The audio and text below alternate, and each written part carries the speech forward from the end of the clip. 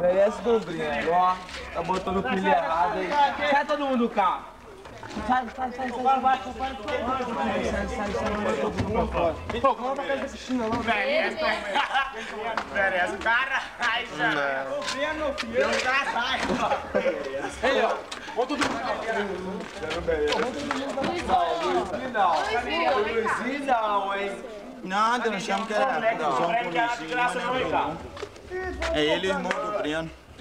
Você vai dar soco na cara do moleque também? Aí, o negócio é vocês dois agora. Não. Aconteceu. Não bota a pilha, não. Bota a pilha, não. Não, o negócio é os dois. Bota a pilha, não. O moleque é mais bota a pilha pra brigar. Não, né? Filho vai ligar não, mas ele deu um soco na cara do Ricardo, o cara que é bobo de dar mole. Bota a pilha, O negócio é os caras, viu? Tá diferente. Parou já de graça. Pô, quer fazer um fight mesmo? Cadê os 3 reais? Real,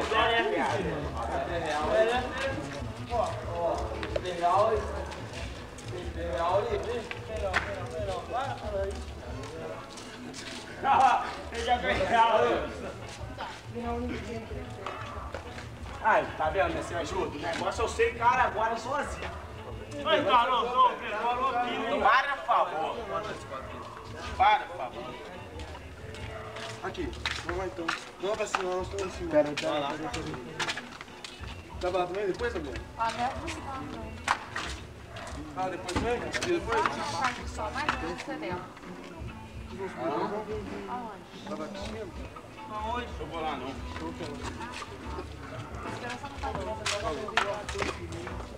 Não, o negócio eu sei, cara, no mano a mano, velho. Ih, Breno.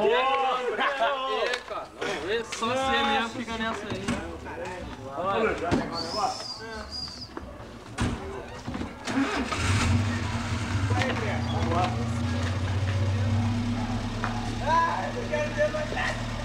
E aí, Breninho? Ô, Breninho, chegou pra botar moral no Breno, hein? O Breno, você vai brincar, não?